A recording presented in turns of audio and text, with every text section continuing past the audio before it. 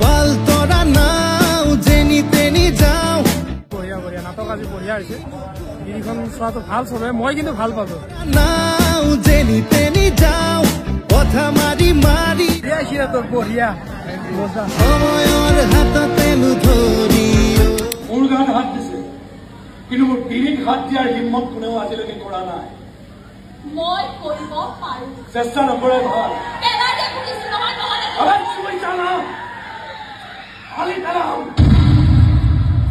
নীলখামৰ চিঠি বহুত ভাল লাগিছে মানে যিটো ইমোশনটো বহুত ভালকৈ শ্ব' কৰিছে আৰু ভালে লাগিছে